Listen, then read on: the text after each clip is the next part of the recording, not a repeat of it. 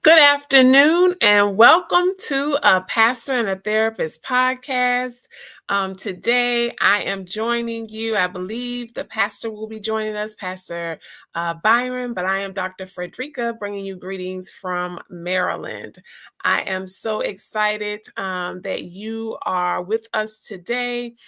We certainly want to acknowledge that our pastor is not with us today, but we want to lift up his family and all those who are bereaved at this time in prayer. Pastor Benton had his transition recently, but looks like he's going to be joining us. So I'm going to add him to the stage. Look at you. Hello. I'm sorry. I was actually here, but had some kind of computer issue. I had to go out and come back in. No problem. I was just letting everybody know that we were extending our condolences to you and the transition of your uncle and to all others who may be experiencing bereavement at this time. Thank you so much. We really appreciate it. And we're on the subject, aren't we, today, of exactly what we're experiencing as a family. So thank you. Good doctor. No problem. So today we're going to be talking about navigating grief and loss. Earlier this week on Tuesday, we had the honor of having Dr. Catherine Graham on, where we talked about navigating grief and loss really with children. She was able to give us some practical tips on how to help children who are navigating grief and loss. And today we're going to talk about it within the focus and context, if you will, of adults who are experiencing grief and loss. And then from there, on December 5th, we will come back to you and we'll talk about the holidays. We really will honor our loved ones who have transitioned. So we invite you to join us. If you're watching the replay on December 5th from this platform, A Pastor and a Therapist, we will at noon, we will be highlighting, honoring our loved ones who transitioned. We invite you to bring your candles because there will be a moment where we will, or flashlight if you're at work, or you can use your cell phone where we will honor and call out the names of our loved ones who have transitioned, be it recently or some time ago. So that, with that being said, we're going to now move into a little different format than typical, but just want to talk about what is grief? What does that look like? How do you experience that? And then from there, if you have any questions, you can certainly post them in the comment section virtually on YouTube. Or if you have any questions, comments you're watching on Facebook, you can do the same, and we'll get to them today. So basically, when we talk about grief and loss, I want to set the stage to make sure that we're clear that grief usually associates itself when we have lost a loved one. And we are in the process emotionally, one, accepting that loss, the loss of a loved one, that transition or death. But then when we talk about loss, loss might include the loss of a relationship. So we want to make sure we don't leave anyone out when we talk about navigating grief and loss, because they are all significant, and most importantly, significant to the person who's experienced a death or loss of relationship. And that death can be that of a person, it can be a pet, it can be anything that is important to you. And that's what we are going to talk about today. So we are going to kind of highlight and go through a PowerPoint so you can have some visuals as well. And so feel free, if you'd like, you can certainly take that information with you. So coping with grief, loss, and we're talking about loneliness. So again, in the context of today's session, we're not offering you advice, certainly. So we just have our disclaimer here, but just kind of want to go through, letting you know that grief is normal. It is an expected response to death or loss of anything significant. And significant, again, that is significant to you. The process that helps us adapt to the changes that come with loss, an intense personal and individual process. I don't know about you, but many I've seen on my Facebook page, social media platforms, who are experiencing grief and loss right now, loss of babies, loss of children, loss of partners. It is a healthy but painful human response. So, what we want to say here is that if you are experiencing grief and you're going on your grief journey, it's healthy. It's painful, but it is our human response. So we don't want you to feel that you cannot experience grief. Here are some of the grief reactions, that being shock, denial, anger, anxiety, depression, loneliness, having glimmers of hope, and guilt. And then there's some sleeplessness that can occur, sadness, weight loss or gain, tearfulness, fatigue, upset stomach, dreams, nightmares, and lack of concentration. So, the first category, we're talking about more of emotional symptoms that you may experience. And this can happen whether you are anticipating a loss or whether or not this loss is new to you. Say someone got into a car accident, you may experience some of those emotional symptoms, but you could also experience in those symptoms if you have someone who's experienced a long-term illness and you have what we call anticipatory grief, like you anticipate when they're going to transition. You don't know when, but you have these experiences. And then the second, if you will, box there is physical symptoms that you may experience. Now, to be clear, not everybody experiences these symptoms. You may not experience any of them, but we just want to make sure that you're aware of them. Are they normal? How long do they last? They are normal. Although not every person, as I said, will experience them, the period of grief varies from person to person according to each situation. And it may be brief or last year for years. We also should note here that it's also related to your culture, right? Every culture is different. So how long you process the grief, how long that journey is, it also is encompassing of whatever your culture may lend itself to, whatever you acknowledge within your respective culture. So there are 4 facts about grief. The only way out of grief is through it. Like, you actually have to go through the journey. There's no way around it. The very worst kind of grief is yours. None of us want to experience this, but we know that living, a part of that is our own journey that we must take, as well as the journey of our loved ones and friends. It's hard work. Effective grief is done not alone. So that's the idea. We understand that we're entering the holiday season. Whether you celebrate the holidays or not, there's still constant reminders of family and friends. We acknowledge that many persons, some who may be watching now or watch the replay, you may feel as though you're alone. You may not have loved ones to spend the holiday with for one reason or another. And really, what we want you to know is that it is important to find community. And community might not be in traditional sense. It may not be your family of origin. It may be coworkers. And so if you're alone for the holidays or at any time and you're going through your own grief journey, we encourage you to seek out persons who may be of support to you so that you're not alone and you can move through this journey. There's a cycle to grief, right? And so again, not everyone is going to experience every aspect of this cycle, but this is just a brief one to kind of highlight one. Denial, like this cannot be real. And this can occur whether it's anticipatory, as I said earlier, someone has long term illness, or this can occur if it's sudden. Anger, why me? Why am I going through this? So here it could be the loss of a loved one, but it also could be a loss of a relationship. Some of you watching now, or people you know, they might be going through a divorce. They may be going through separation, right? They may be have lost their job, and so they're going through grief, right? So why me may come about. Bargaining, if I do this, this tends to happen. It could be if you are working and you are knowing that your job may end. It could be that if it's a situation where you've lost a loved one is transitioning, that you may seek to bargain with God or higher power about why am I going through this.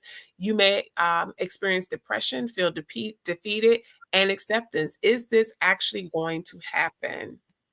And then these stages don't necessarily progress in order. Not everyone will experience every stage. There is fluidity there. So I want to stop here and see whether or not the good pastor has any feedback on what's been shared so far. Yeah, this is excellent information. There's one that I want to add too, and it's kind of a double grief.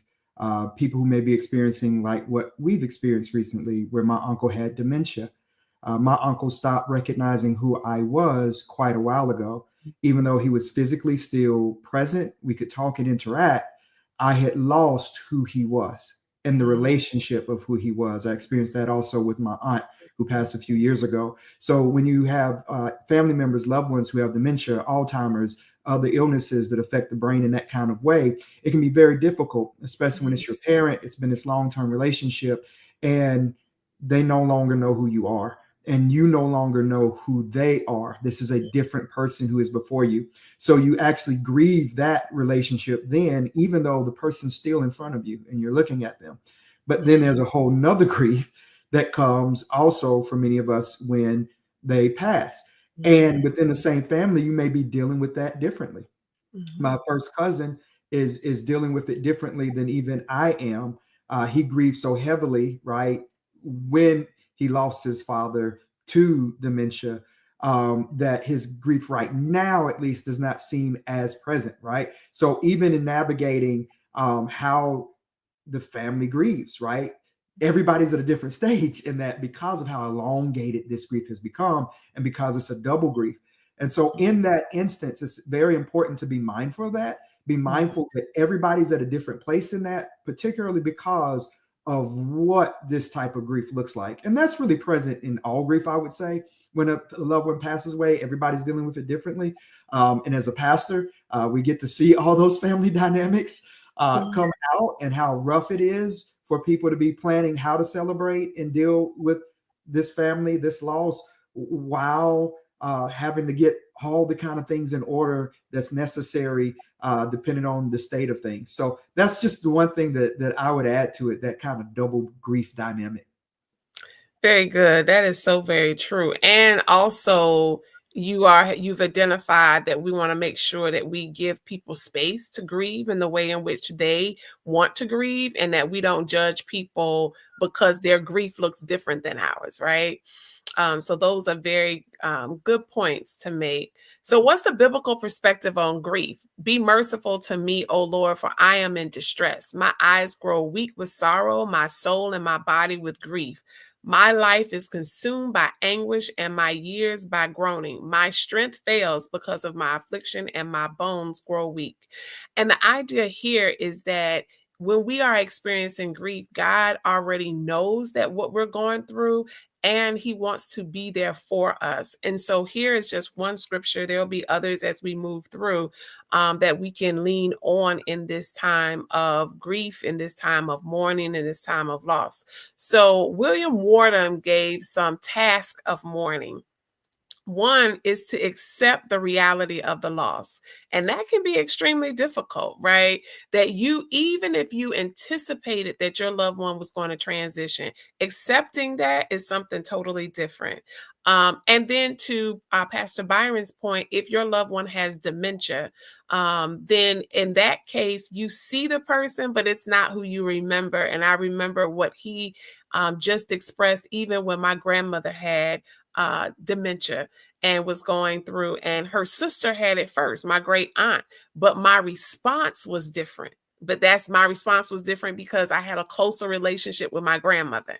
So to see her go through dementia, was in her house several times each week, that was extremely difficult. So that was that anticipatory grief and loss. So one, you're grieving their mental capacity, right? And short-term, long-term memory deficits there, particularly short-term. So task number two is to process the pain of the grief, to acknowledge what it is. And no, and everybody copes differently. You know, I told Pastor Byron yesterday, it's okay. You don't have to show up.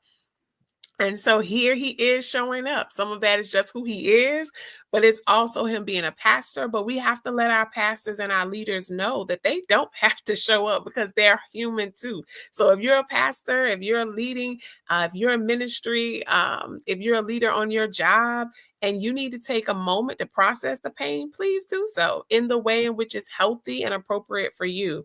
To adjust to a world, task number three, without the deceased. That takes time and transition, and depend upon relationship. My grandmother, as I mentioned, we ate at her house every 30 Thursday, every week, sometimes Sunday too. And so we had to adjust. The Thursdays were no longer going to grandmother's house. When I lost my husband, when my husband transitioned, that was transitioning to a world without him. And that takes time. Task number four, to find an enduring connection with the deceased in the midst of embarking on a new life. And that's going to look different for everybody. It's a way in which, how do you honor the loss of your loved one while you are transitioning into a new season, right? And so we'll kind of talk about that momentarily. So, what type of losses have you experienced? If you're online and you want to share, feel free to type it in on YouTube or Facebook, however you're watching. But what type of losses have you experienced? What loss are you currently going through right now? There's a biblical response to loss here. Blessed are you who are hungry now, for you shall be satisfied. Blessed are you who weep, for you shall laugh. What is that actually saying? So basically, it may not feel like it now, but you will experience joy. It just takes time. And so, if you are a believer in Christ, you know, a lot of times we have these platitudes that we like to say because we feel like we need to say something to someone who's gone through. But you know, when you've lost a loved one, you're not trying to hear joy gonna come in the morning because you don't even know whether or not you're gonna make it in the morning because your grief is so profound. So we just want to be mindful that yes, the word is there to help us, but it's appropriate use of the word. And if you feel this way and you're passionate, sometimes say it to yourself. You don't have to say it to that person in that moment who's going through. Just allow them to sit in what they're feeling, and the Holy Spirit will come along and comfort them in that. Another one, Isaiah 53:4. Surely he hath borne our griefs and carried our sorrows, yet we esteemed him stricken, smitten of God, and afflicted. We are not alone in our grief. Others have felt the same waves of sorrow and the same hope that we're going through. Don't be afraid to lean on others in this time. And while that's very important, that's you seeking out the support. If there's someone who lost a spouse and they reached out to me, I am going to show up and be present with them in the way they need me to show up for them.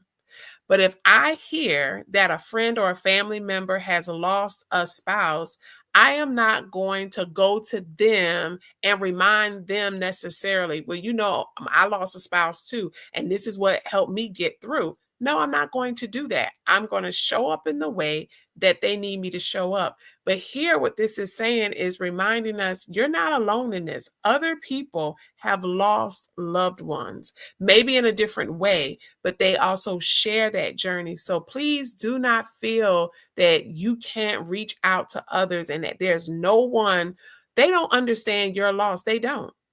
because yours is personal, but they know what loss feels like. That could be through divorce, separation, it could be through a number of things. Romans 15:13, may the good God of hope fill you with all joy and peace as you trust in him, so that you may overflow with hope by the power of the Holy Spirit. So, by giving all of our sorrow to God, He will replace bad feelings with joy, peace, and hope. The key here is over time, right? So, we want you to feel what you're feeling. We're not suggesting that you try to go from, I'm feeling sad, I'm angry, that you feel that you have to show up and say, oh, I feel joyful, I feel peace. No, if that's not what you're feeling in the moment, it's okay. It'll come over time. What we want to make sure, remember early we said the only way through grief is to go through it. What we don't want you to do is, like a lot of people like to say, and I'm doing air quotes, fake it until you make it. We're not asking you to fake it, because trust and believe, if you try to put this grief off, it's going to show up in other ways in relationships and cause more damage. So we want you to be authentic and true to the journey, because you're human. We all are. Proverbs 3:5-6 is trust in the Lord with all your heart. Do not lean on your own understanding. In all your ways, acknowledge him. He'll make your paths straight. So when we have lost a loved one, sometimes it's confusing and we feel lost. Some say, example, if you've lost a spouse and your spouse was the person who managed your finances, there are a lot of widows who they don't know what to do, which bills to pay. And that may be a male or a female, whomever was the lead person in the home. Before I got married, I was very in tune to paying attention to electronics, how to connect things, get everything working in my house. Well, my husband, that was like, he could do it in his sleep, literally. So therefore, once I got married, I didn't focus on those things. Well, guess what? When he transitioned, I had to go back to say, wait a minute, how did I connect this to the internet? It was things. So there's a period of feeling kind of lost and confused in those times, and then you get angry at times because it's a reminder the person isn't there. But God has a reason and plan for everything. He knows where we're going and how we're going to get there. So place your faith and trust in him. Pastor Byron, is there anything you want to add there before I move on? Yeah, one of the things that I'll share is that sometimes we don't realize that there's unresolved grief that has remained suppressed. And I have a quick story that really explicates that. There was a woman, it was a staff meeting at the psychiatric hospital many years ago that I was I did my CP in, and they were having a discussion about grief and everything, and the chaplain took everybody through an experiential, etc. And she broke down crying profusely. And so, of course, they took her out in order to minister to her individually. And she expressed, my dog died this morning. And they were saying, that just breaks our hearts. We're so sorry. How long had you had a dog? And so they're moving in to really empathize with him. She said, oh no, I hated that dog. I could not stand that dog. Peed over everything. The kids didn't take care of the dog. I'm actually kind of relieved that the dog's gone. She said, but the problem is my husband died 7 years ago. And the kids were so young, I suppressed all that grief because I had to take care of them. And this dog dying triggered, right? Even though she didn't care about the dog, it triggered the unresolved grief within her heart. And sometimes because of life circumstances and different things, we didn't really grieve necessarily a past loss. And we didn't even realize necessarily that it was just in our heart waiting to make its way out. And once another experience happens, another life-changing, altering moment that triggers grief, it doesn't just trigger the grief for that instance. It can trigger the grief that's going back years that's unresolved. So it may seem that your emotions and things are stronger than you were expecting, or more overwhelming than you thought they would be. And it's important to give yourself grace and to know that you may feel different moment to moment. And just like Dr. Frederica mentioned, for instance, yesterday, I knew I needed a moment in the morning. And so I did not teach our noonday Bible study. I reached out to one of our associate ministers. Pastors, don't just feel like you got to power through. When people ask me how I was feeling yesterday, and even today, depending on where I am, I'm honest, I'm sad. I'm sad. And please understand, if someone has a problem with you being human, that's their problem, not yours. Amen. If you need me to be some kind of supernatural, non-human, non-feeling person, then I'm just not your guy. I'm not your pastor, right? Because I get sad and God meets me in that sadness. I need to feel sad. I need to cry and for God to be with me because God is near the brokenhearted. So I need to allow my heart to be broken and understand that I may feel different from one moment to another moment. I taught the evening Bible study because also, to be honest with you, I need to get out and I felt like I was ready for that and engage with my people and be in that space. And my chairman deacon prayed over me and everything. And boom, we hit Bible study. So it's important to have people around you who also give you permission to be and understand that from moment to moment, you may feel different and that's okay. That's the nature of grief. It is. And I think it's even like you said, like it's real time. And again, even when you anticipate it. So, today's format is a little different. Like we adjust. And so even as we do this podcast, nothing is ever perfect, right? But I knew that Byron needed, I didn't know what he was going to need today. What I do know is I told him he didn't have to worry about showing. So for him not showing, we're going to do a PowerPoint, we're going to roll it out. But if he did show as he did, we're going to flow with how he's feeling. And that's what this is about, right? In real time. So you get to see a pastor and a therapist, and I'm checking on him in the box and I'm looking at this screen of this PowerPoint, right? So it's real time. So why are some things? So holidays are coming. Those of you who celebrate, be it Thanksgiving, Indigenous People Day, whatever you might want to call this upcoming national holiday of Thanksgiving, giving thanks, right, to your friends, to your family members. We want you to also be prepared of some things not to do, right? So we don't want you to leave upset. A lot of people have been talking about what do you do post-election when you go and spend time with your family and your loved ones, what things not to talk about. We're going to talk about with grief and loss, what are some things to be mindful of? Now, number one, what are some reasons why we're ill prepared to deal with grief and loss? We don't know what to say. And I mentioned that earlier. Sometimes we just tell them that time will heal all wounds, which may leave people feeling like they have to act like they're over the grief and loss. So if it's the holidays and this is the first year, this is the first month, this is the 10th year that the loved one has transitioned, give family members, if you see that you all are standing around the table holding hands or whatever your tradition has been, and someone starts crying, you don't have to run and get a box of tissue. Allow the person to emote, to feel what they are feeling, and let them know that you are okay. You don't have to talk about it over dinner. It may trigger something. It may have been 10 years since someone lost their loved one, but somebody shows up with some perfume or they show up with some cologne.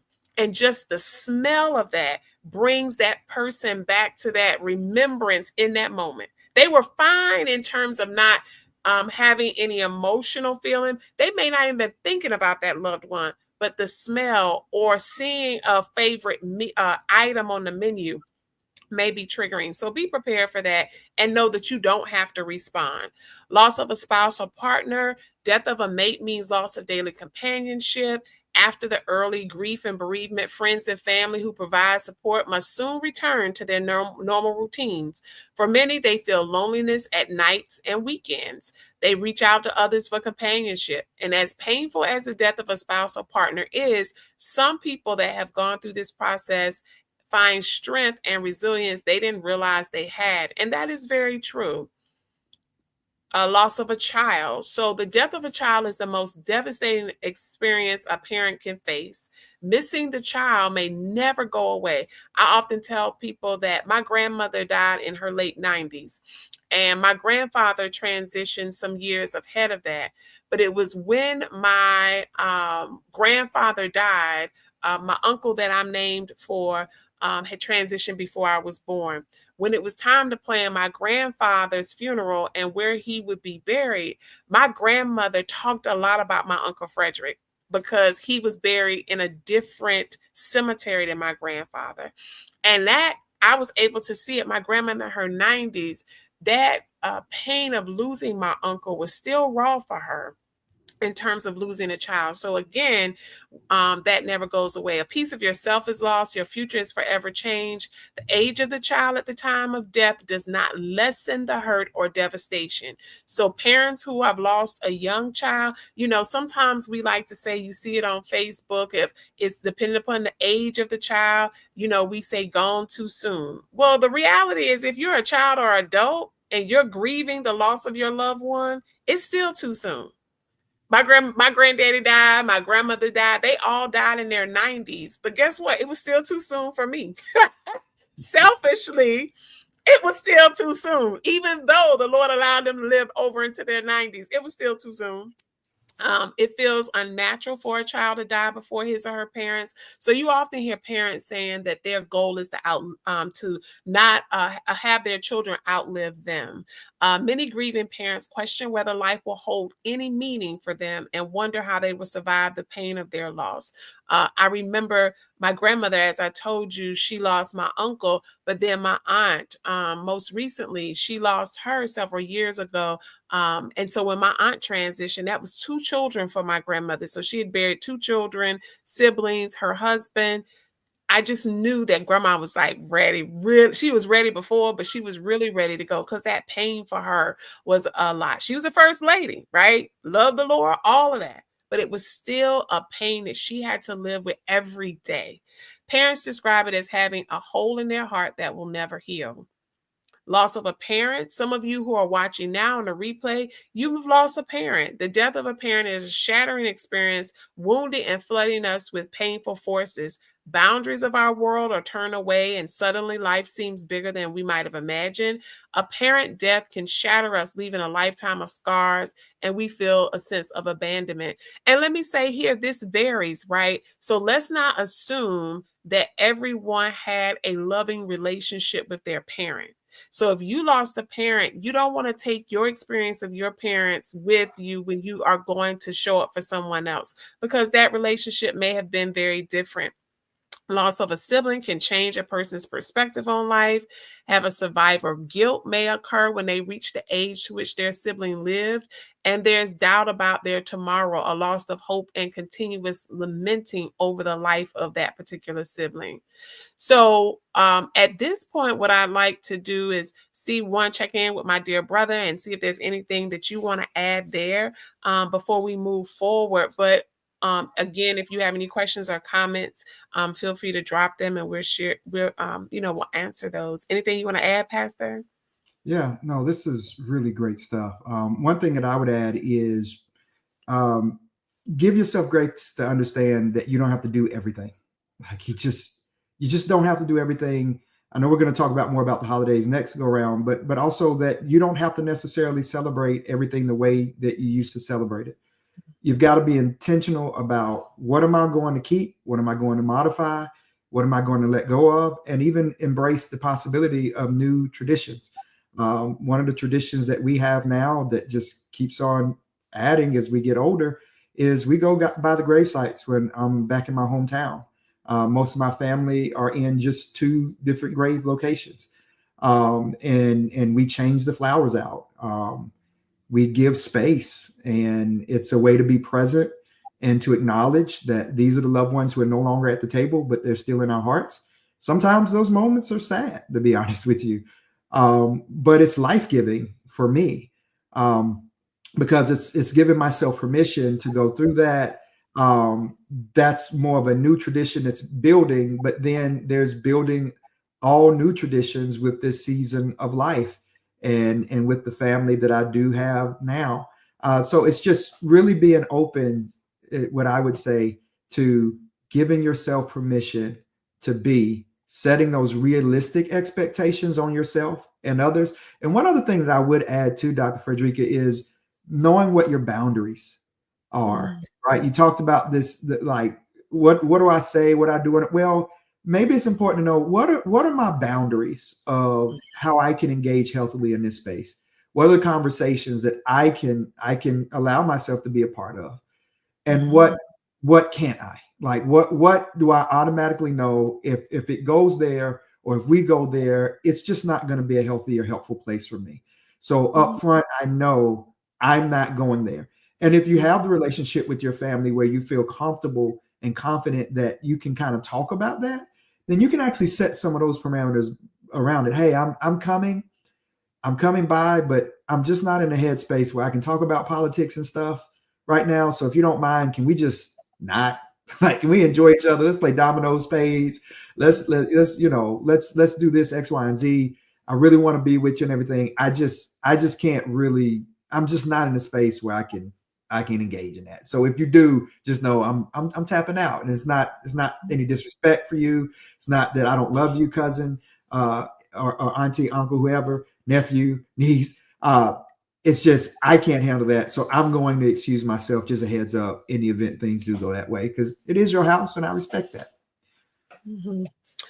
Very good point. And so I'm going to just move us on along because you were right where we were moving forward. I'm going to start with coping and then we're going to go there. So, yes, um, coping is a normal part of living with the loss. It's the struggle you go through every day to meet your own needs and the demands of your new situation. The struggle is to cope well rather than unhealthy and destructive ways. Seek the support of family and friends. Seek assistance from a mental health professional. Participate in a support group and take a walk. Go outside. Listen to music. Meditate on your word, your scripture, whatever your faith tradition might be. Get into the word, get into the Quran, whatever that is for you. If for me, it's the Bible, whatever that may be for you. Do something for someone else. That is so powerful. And I don't want to underestimate. Sometimes we can get in a place where it is woe is me. And we like hanging out there. It's comfortable, it's convenient. Resources come, and I see this from time to time. People reach out for help. Oh, pray for me. Persons are doing that, they offer support. But here it is 2 years later, you're still in that place. We have to be mindful that for some people, they hang out there because they're thriving off of people coming to them and saying, poor. So the idea is if you find yourself in a place where you can't get up. You see, there's no purpose. I promise you, there is someone out there whose situation is far more worse than yours. And I know that we feel our situation is bad, but there are people who are struggling in situations. So if you can, if you feel led, look for ways to give back in honor of the person that you're grieving. I've said in a previous podcast that one way that I give back is to the Hope Lodge, a place where Teddy and I stayed during his walk with cancer. And we go, my family and friends, we get together and we go several times a year and we serve meals to the families and we give back to them, encourage them, give them hope. And to be honest, initially, I was wondering how that might be, me showing up and because I already knew what question people were going to ask. Where's your husband? Mm. And so I debated, right? One, the first year we did it after Teddy's transition, I wasn't sure, like, what happens if I start crying in front of these people? But what I believed was our pouring out to them was greater, right? And so my prayer before we went there was that they would see that. So when they would say, what I ended up doing is to be able to say to them in advance, we are here to serve you in honor of my husband. So it took that away. It set the tone. And my biggest concern was whether or not people would lose hope hearing that my husband had transitioned. But as we would sit at the table and talk with different families, it's like, that was his story. That doesn't have to be yours. And we believe that, right? So all stories don't end the same. And so it has been a blessing for us, but to even get the feedback from people, we continue to support in that way. So tips to assist you through the grief process: take enough time to grieve, express your feelings, take care of your physical health through exercise and a healthy diet. Plan to keep busy during the days that remind you of your loss. So if you were huge in the holidays, go ahead to the best of your ability and plan like, what are some things I can do to help me? It's not that you forget the person. It's not that you're in denial that it happened, but you're being prepared. You have a plan that if you don't want to do something, you have another option. Practice relaxation exercises. That's the Mourners Bill of Rights there. But I wanted to get to creating new traditions before we get off today. Again, I know next week we are going to talk about the holidays, but I wanted to bring this up today because we're approaching Thanksgiving and I wanted to share this. So you get a double whammy. We'll share some other things next week. I'm sorry, on the 5th of December. We'll do something where we honor our loved ones who've transitioned. But what's creating new traditions? If it's a loss of a relationship or a death of a loved one. So traditions are things we do that bring us fond memories of loved ones and happy times. What happens to those traditions when you lose a loved one? They become too painful to bear. So holidays, birthdays, anniversaries, picnics, vacation, what once was joy now often magnifies our loss. So, should we throw all of those traditions away that used to bring us joy in our hearts? I don't think so. I'm not one to believe that. I do think, as Pastor Byron suggested, that we create new traditions, right? While we still honor the old. So, what does that look like? So, refusing to participate in the old traditions does not stop us from remembering them. In fact, the absence of these traditions usually increases the feeling of aloneness and abandonment. Yet to continue in the old tradition increases the reality of our loved ones' absence. So, what do we do to begin? What do we do when it seems like we can't win for losing? Create new traditions. So, here are some ways to create new holiday traditions in your family. During family dinner, say a special prayer of thanks for the loved ones present and have a moment of silence for those who are missing, who've transitioned. Now, it could be that they're not with you for the holiday. They are alive, but they've chosen to no longer be with you for one reason or another.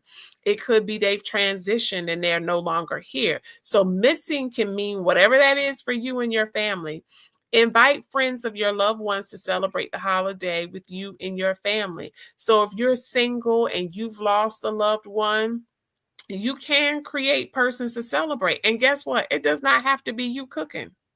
Make reservations and go out. You can go out to eat on a holiday. Perhaps you might want to travel somewhere different and have a meal and come back home that day. Spend the morning volunteering.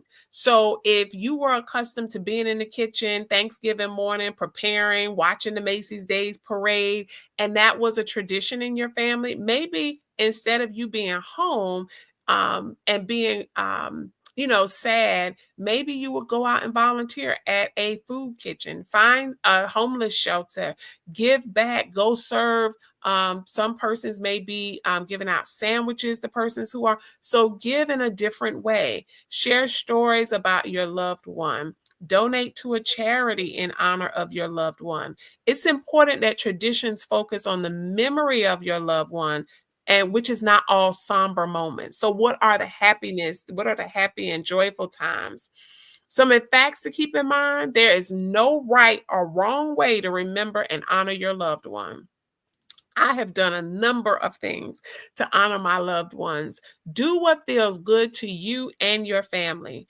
And as you celebrate future events, remember that it's healthy if your sadness lessens over the passage of time.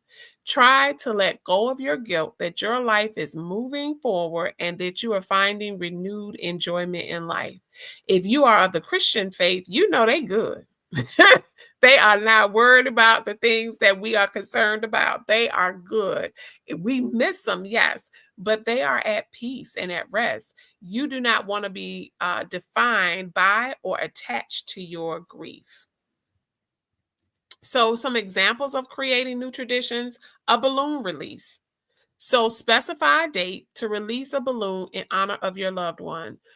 When the year that my husband passed, it was 2014. That was also the year that we had a number of other loved ones to pass. My best friend passed that year, 2014. I literally was praying that God would just ended, like 2015 would come. I could not wait to go into a new year because we had so many losses in 2014. My daughter of choice, I will say, at the time was young.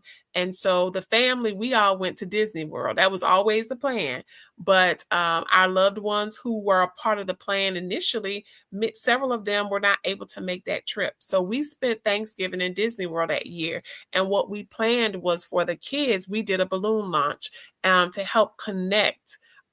They could look at the balloon. It was concrete, tangible. They could hold the balloon and launch it in the air and look up. And that was our way to say, your family, your grandmother, they're all up in heaven. And so you could plan a balloon launch. Wear his or her favorite color. So wearing yellow on Monday in honor of loved ones. Now, I will say this, Pastor Byron, and I don't know if this is true, if you find this as a pastor, but I get wearing black to funerals. But I tell you what, that is something. For my husband's funeral, it was like no black. We were in his face. We were in blue and white. Like it was a celebration of life. But I know that many families, and there's nothing wrong if you want to wear black as a symbol of mourning and grief. But there's also nothing wrong if you want to change it up and you want to honor that. And some of it's generational. So for my husband, we wore his favorite color, blue and white. Well, blue was his favorite color. We wore white. The choir did the same. But I also know for my grandfather, as much as I don't like wearing black at funerals, I knew in honor of my grandma and my granddad, who were old school, he was a pastor too. I was going to be in black. Now I had white in it too, but I was going to wear those colors. So again, find out this is something that you can do that encourages you, feels like that person is there. Eat his or her favorite food item. So purchase apple pie and a candle. Eat together with family and friends. Have a celebration of life. Each member bringing favorite pictures and discussing. What you talked about earlier, Pastor Byron, also is very true. So we kind of talk about complex grief, right? And complex grief is we're grieving multiple things at the same time. What we have found, and we know to be true, is that persons who lost a loved one or loved one transition during COVID, they never really had a traditional way to grieve the loss of a loved one. So for some persons, if they had to do that virtually, or they didn't do it at all, and then a loved one transitions now on the other side of COVID, the first time they're going to a funeral, they may be sitting there and all the grief that they experience may be for that loved one, but also they're grieving the fact that they were not able to grieve in this way for their loved one who transitioned. I know friends of mine whose parents transitioned during COVID and they were not there when their loved one transitioned, nor did they attend their homegoing services. So again, be mindful that for some people, even if as you experience your first post-pandemic loss of a loved one relationship and you participate in traditional things, it may be very different than you expected because this is your first, if you will, after the pandemic, which brought grief and loss for many of us. And then create personal videos and audio.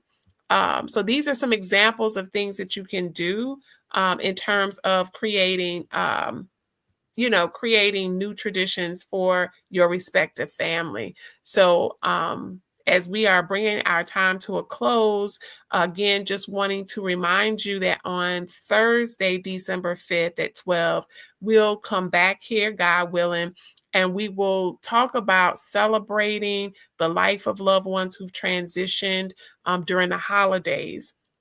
We know we are approaching holiday season, and so we did just want to share with you some tips that hopefully help you and others. So if you know this may not be your season of grief, but you may know someone else who's going through. You can share the YouTube clip with them, and hopefully it will bring some peace to them. As I mentioned before, on Tuesday of this week, we had a podcast there, Deeper Dive, with talking about navigating grief with children. So you can find that on Restoration Center's website.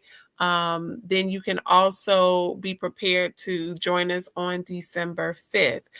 Pastor Byron, do you have anything you'd like to say before we end today's call? No, one other thing I would add is the importance of community.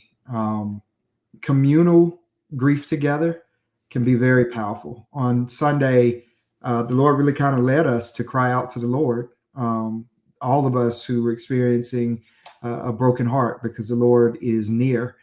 David teaches that to us in his psalm. And so we cried out to the Lord, and we gave space to that. And there was this moment where it was very silent, almost, at least from my standpoint, from the pulpit. And we sat in that. And then all of a sudden, way in the back of the church, I heard a yell. I mean, just a yell, cry out. And from there, that grief triggered everybody else's release. And we began to have that release. Well, it just so happened that evening I called to check in on a member who I knew had recently lost her father. I think it was the day before, 2 days before. And she told me, she said, I was in church today. My husband and I were in church. I said, oh, you were? Where were you sitting? And she told me where she was sitting. She said, you didn't see me, but you heard me. I said, what do you mean? She said, oh, you heard me. I said, it was you. She said, it was. I was trying to hold it in, but you kept giving permission and kept saying, don't hold it in. And it just yelled out. And she said, I felt so much better afterwards. So there's something about us together and giving each other, just you being able to be in this space. We're all in this space together. We're all owning that we all have something that we need to cry out to God about that has broken our heart. And God meets us in that place. And I wish I could tell you exactly how and why and all that kind of stuff. I think in some ways it's metaphysical and supernatural, and we don't quite understand it. All I know is that it's a thing. And so if you're blessed with the opportunity to be in a space like that, I would encourage you to take advantage of it. I don't think it would hurt, but it could definitely help. That's great. And so for those who are listening and they may not be connected to a church like yours or a group where they can cry out, it's okay to cry out in the house by yourself. Absolutely. While you are alone, it's okay to cry out. There's nothing wrong with that, right? That you can cry out and gain support in that way. There are a lot of places where you can secure support. And so, again, just wanting to make sure that you tap in, get the resources that you need, and know that they are available. We pray God's blessings upon all of you as you enter this holiday season, as you move forward. Those of you who are bereaved at this time, we just pray that the Holy Spirit will comfort you and guide you, strengthen you and your family during this season of grief and loss as we all navigate, whether it's a loss from before, a current loss. We just ask that the Lord will continue to strengthen us on this journey. So we pray blessings upon you. We look forward to seeing you December 5th. Remember to like our page, A Pastor and a Therapist, like and subscribe, and be sure to share this video and other content with others. Thank you for joining us. Have a blessed one. Bye.